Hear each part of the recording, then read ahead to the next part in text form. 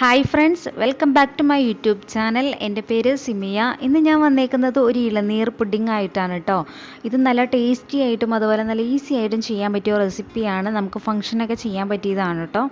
അപ്പോൾ എല്ലാവരും ഈ വീഡിയോ ഫുള്ളൊന്ന് കണ്ടു നോക്കാം. എന്നിട്ട് നിങ്ങൾക്ക് വീഡിയോ ഇഷ്ടപ്പെടുവാണെങ്കിൽ ലൈക്ക് ചെയ്യുക, ഷെയർ ചെയ്യുക, നിങ്ങളുടെ അഭിപ്രായങ്ങളൊക്കെ കമൻറ്റ് ബോക്സിലൂടെ അറിയിക്കാം കേട്ടോ.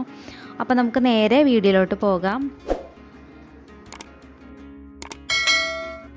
ഈ ഒരു പുഡിംഗ് ഉണ്ടാക്കാൻ വേണ്ടിയിട്ട് ഞാനൊരു 2 ഗ്ലാസ് ഇളനീര് അതിൻ്റെ വെള്ളം കൂട്ടി നന്നായിട്ടൊന്ന് അരച്ചെടുത്തിട്ടുണ്ട്. 2 ഗ്ലാസ് എന്ന് പറഞ്ഞാൽ മെഷർമെൻറ്റ് കപ്പിൽ 2 കപ്പാണ് കേട്ടോ. അപ്പോൾ ഞാനിതൊരു പാത്രത്തിലേക്ക് ഒഴിച്ചു കൊടുക്കുകയാണ്, നമ്മൾ പുഡിംഗ് ഉണ്ടാക്കുന്ന പാത്രത്തിൽ. ഇനി ഞാൻ ഒരു ചെറിയ ബൗൾ എടുത്തിട്ടുണ്ട്. അതിലേക്ക് ഒരു 3 ടേബിൾ സ്പൂണോളം കോൺഫ്ലവറും അതുപോലെ തന്നെ 3 ടേബിൾ സ്പൂണ് പാലും കൂടെ ചേർത്ത് നന്നായിട്ടൊന്ന് മിക്സ് ചെയ്തെടുക്കുകയാണ്. കട്ട കെട്ടാതിരിക്കാൻ വേണ്ടിയിട്ടാണ് ഇങ്ങനെ ചെയ്യുന്നത് കേട്ടോ. ഇനി നമ്മൾ എടുത്തു വെച്ചിട്ടുള്ള ഇളനീരിലേക്ക് നമുക്കത് ചേർത്ത് കൊടുക്കാം.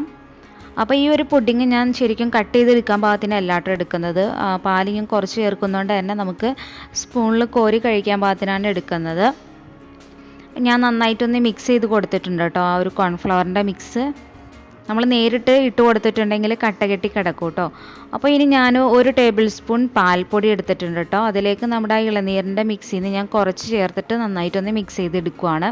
അപ്പോൾ നമ്മൾ ഡയറക്റ്റ് ഇതൊക്കെ ചേർക്കുന്ന സമയത്ത് ഇങ്ങനെ കട്ട കെട്ടി കിടക്കും. അപ്പോൾ അങ്ങനെ ഇല്ലാതിരിക്കാൻ വേണ്ടിയിട്ടാണ് നമ്മൾ സെപ്പറേറ്റ് മിക്സ് ചെയ്തിട്ട് അതിലേക്ക് ചേർത്ത് കൊടുക്കുന്നത്.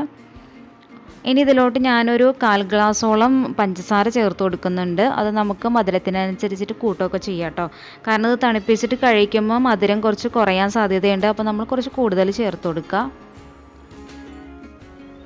ഇനി ഞാൻ ഒരു പാത്രം നമ്മൾ ഗ്യാസ് അടുപ്പിലേക്ക് മാറ്റിയിട്ടുണ്ട് കേട്ടോ. ഇനി കൈ എടുക്കാതെ തന്നെ നമ്മൾ ഇളക്കിക്കൊണ്ടിരിക്കണം, അല്ലെങ്കിൽ ഇത് കട്ടകെട്ടി പോവുകയും ചെയ്യും, അടി പിടിക്കാനൊക്കെ സാധ്യതയുണ്ട്. അപ്പോൾ നമ്മൾ കണ്ടിന്യൂസ് ആയിട്ട് ഇങ്ങനെ ഇളക്കിക്കൊണ്ടിരിക്കുക.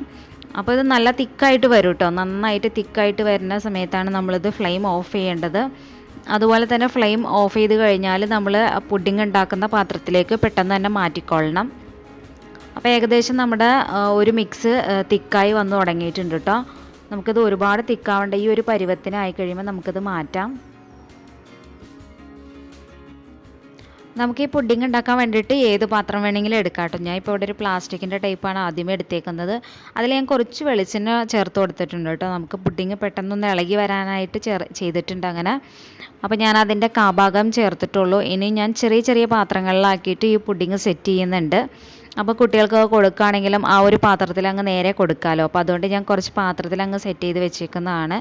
അതിനുശേഷം ബാക്കിയുള്ളത് ആ ഒരു വലിയ പാത്രത്തിലേക്ക് മിക്സ് ചെയ്യാമെന്ന് വിചാരിച്ചേക്കുവാണ്.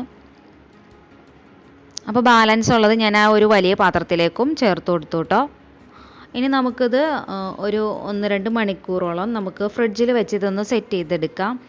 ചൂടാറിയതിന് ശേഷമാണ് ഞാൻ ഫ്രിഡ്ജിലേക്ക് മാറ്റിയത്. എന്നിട്ട് നന്നായിട്ട് തണുത്ത് കഴിഞ്ഞ് സെറ്റായി കഴിഞ്ഞപ്പോൾ ഞാൻ എടുത്തത്. അപ്പോൾ നമ്മുടെ പുഡിംഗ് ഇവിടെ റെഡി ആയിട്ടുണ്ട് കേട്ടോ. ഇത് നല്ല ടേസ്റ്റാണ്. ഇളനീരിൻ്റെയൊക്കെ ആ ഒരു ഫ്ലേവർ നന്നായിട്ട് കിട്ടും. അപ്പോൾ എല്ലാവരും ഒന്ന് ട്രൈ ചെയ്ത് നോക്കാം കേട്ടോ. എന്നിട്ട് നിങ്ങളുടെ ഫീഡ്ബാക്ക്സ് അറിയിക്കുക. എൻ്റെ ചാനൽ ആദ്യമായിട്ട് കാണുന്നവർ ഒന്ന് സബ്സ്ക്രൈബ് ചെയ്ത് സപ്പോർട്ട് ചെയ്യുക കേട്ടോ. ഇനിയും ഇതുപോലുള്ള റെസിപ്പികളൊക്കെ ആയിട്ട് ഞാൻ വീണ്ടും വരും. അതുവരെ ഓക്കെ, ബൈ, താങ്ക് യു.